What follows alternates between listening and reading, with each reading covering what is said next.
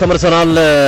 የመጨረሻው ጉዳያችን ፓትሪክ ዶርጉን እናርገው። ፓትሪክ ዶርጉ ትናንት አሳሳይ ዜና ተሰምቷል። ያው ሰሞኑን ያሳየው አቋም ማይታመን ነው። በሁለት ጨዋታዎች በማንቸስተር ሲቲም አርሰናል ላይ ጎል አስቆጥሯል። አስደናቂ ብቃቱን ጭምር በማሳየት ነው ያን ማድረግ ይችላል። ከኒውካስል ነው የጀመረው።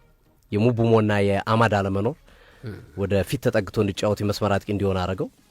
ከዛ ካሪክ ሲመጣ ፍሌቸር ሲመጣ ካሪክ ሲመጣ ደግሞ በደንብ የሚፈልገው ቦታ ላይ እንዲጫወት ሆነ። ነገር ግን ትናንት ያጋጠመው ጉዳት አሳሳቢ ነው። ከአርሰናል ጨዋታ ጋር ነው ተቀይሮ ነው የወጣው። በኩኛ አይ ቲንክ አልተሳሳትኩኝ ተቀይሮ ነው የወጣው። ከዛ ጨዋታ በኋላ እንግዲህ ጉዳቱ ሲታይ ነበር። ጉዳቱ ለሁለት ወር ከግማሽ ወይም 10 ሳምንታት ያርቀዋል። ይሄ ማለት የሊጉ የመጨረሻ ሳምንታት 6-7 ሳምንት ሲቀር ነው የሚመለሰው ከጉዳት። እንግዲህ ማንቸስተር ዩናይትድ ውስጥ አዋቂዎች ግን አንዳንድ መረጃዎች እንደምመለከተው ከሆነ ተጋኗል፣ ያን ያህል የሚያርቀው አይደለም፣ ታይም ፍሬሙ በጣም የተጋነነ ነው በሚል የተቃወሙ ይገኛሉ። ማንቸስተር ዩናይትድ ጊዜ መፍጀት አልፈለገም፣ ቶሎ ሪያክት ማድረግ ፈልጓል። የዝውውር መስኮት ሊዘጋ ጥቂት ቀናቶች ነው የቀሩት፣ ግን አንድ ተጫዋች ለማምጣት እየተዘጋጀ ነው ያለው ማንቸስተር ዩናይትድ። በፈረንሳዊ ክለብ ሬንስ የሚጫወተውን ሞሐመድ ካድር ሜቲ የተባለ ተጫዋችን ለዶርጉ ምትክ አድርጎ ለማምጣት ተዘጋጅቷል። ኬቲ ሞሐመድ ካድር ሜቲ በ9 ቁጥር ሚና ይጫወታል፣ በዊንገር ይጫወታል፣ ተከላካይ ግራ የመስመር ተከላካይ ሙሉ ይጫወታል። ሶስቱንም ቦታ ቨርሳታይል ተጫዋች ነው። 18 ዓመቱ ነው። አልሂላልን ጨምሮ በርካታ ክለቦች እየፈለጉት ይገኛል። ይህንን ታዳጊ ማንቸስተር ዩናይትዶች በዚህ መንገድ ለመተካት ዶርጉ እስኪመለስ ድረስ በተሻለ አቅም እንትን ለማድረግ ከዛ ደግሞ ለቀጣይ ጊዜያትም የሚሆን ተጫዋች ነው ብለው አስበውታል ተጫዋቹንና አንዱ ከታሰቡት ተጫዋቹ መካከል በማንቸስተር ዩናይትድ በኩል ሞሐመድ ካድር ሜቲ ይገኝበታል። ብሬንስ በፈረንሳዊ ሬንስ ክለብ የሚጫወተው የ18 ዓመት ታዳጊ አሎቲ እንዴት አገኘው ጉዳቱን? ከዛስ ባለፈ ምን አማራጭ አለ ማንቸስተር ዩናይትድ የዶርጉን ቦታ ለመሸፈን? የተሻለው ነገር ዝውውር ውስጥ መግባቱ ተገቢ ነው ወይስ ባሉት ተጫዋቾች መቀጠል ያለበት? ዝውውር ውስጥ እየገቡ ነው። በጣም ገበያውን እያሰሱ ነው። ካሪክም ጥያቄ አቅርባ እንዲመጣለት ተጫዋቹ ኳዱ ስስ ስለሚሆንበት ያው ተጫዋች ይጎዳት ትልም የተቃራኒ ክለብ ደጋፊዎችም እንደዚህ አይነት ምኞት ይመኛሉ ብዬ አላስብም። ግን የ3-4-2-1 የጨዋታ መንገድ መቀየር ዶርጉ ጎልቶ እንዲወጣ አድርጎታል። ይሄ ነው ዋናው ጥያቄው ብዬ አስባለሁ። ምክንያቱም በሮብን አሞሪም ስር የዶርጉ ሚና በአስገዳጅ በሆኑ ጨዋታዎች ላይ ወደፊት ይመጣል እንጂ በፍላንክ ላይ በመከላከልም በማጥቃትም ረገድ ድርብ ሚና ነበረው።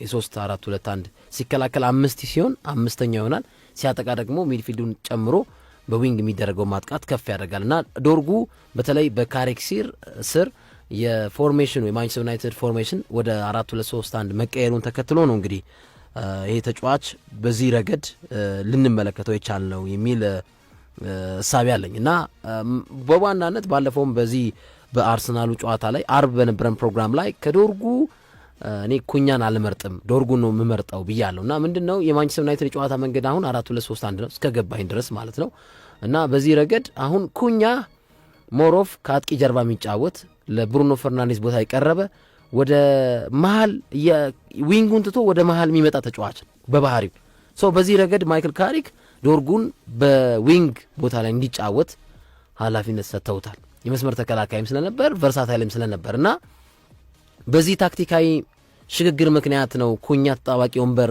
የወረደው እና በዚህ ረገድ ኩኛ ሉክሾንም የማገዝ አቅም አለው፣ ፕላስ ደግሞ ማጥቃቱንም የማገዝ አቅም አለው በ3-4-2 የጨዋታ መንገድ ላይ ማለት ነው እና አሁን 4-2-3-1 ሲሆንም ደግሞ እንደ ልቡ ፍሪ ሚና ሰጥቷል። ጎሎችን ያስቆጥራል። ወደፊት የሚሄድበት መንገድ በጣም ጥሩ ነው። መስመሩን በደንብ ይጠቀምበታል ብዬ አስባለሁ።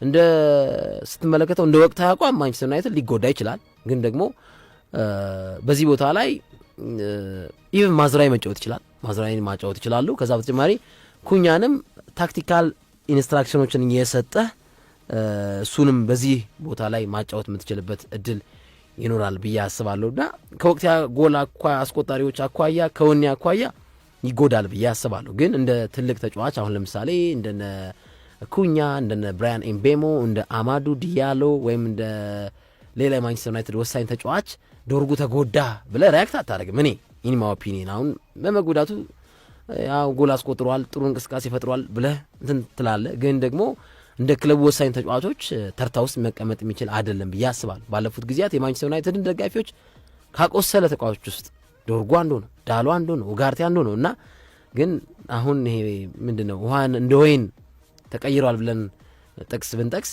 ዶርጉ እዚህ ውስጥ የሚጠቀስ ተጫዋች ነው ማለት ይቻላል። እና በዚሁ ስለ ማንቸስተር ዩናይትድ የቤንች ኢምፓክት ተብሎ አንድ ዜና እየተመለከትኩ ነበርና በዘንድሮ ዓመት በሊጉ ካሉ 20 ክለቦች ውስጥ ከቅያሬ ወንበር ተነስቶ ጎል ማስቆጠር የቻሉ ተጫዋቾች ውስጥ በሚል በጣም ማንቸስተር ሲቲና ማንቸስተር ዩናይትድ መጨረሻ ደረጃ ላይ ነው። ሶፊዬ ኢምፓክት የላቸው አሁን ቁጥሮች እንደሚያመለክቱት ከሆነ አሁን ብራይተን ሆቭ አልቢዮን ከቅያሬ ወንበር ብዙ ጎል ያስቆጠረው ክለብ 9 ጎል፣ በርንሌይ 8 ጎል ከቅያሬ ወንበር፣ አስቶን ቪላ 8፣ ፉልሃም 7፣ አርሰናል 6፣ በርንማውስ 6፣ ዌስትሃም 6 እያለ ይወዳልና ሰንደርላንድ፣ ሊቨርፑል፣ ሊድስ፣ ቼልሲ እና መጨረሻ ላይ ማንቸስተር ዩናይትድ ነው የተቀመጠው ከቅያሬ ወንበር ስንት አንድ ኩኛ ማለት ያ እና ሲቲም 1፣ ኤቨርተን 1፣ ኖቲንግሃም 1።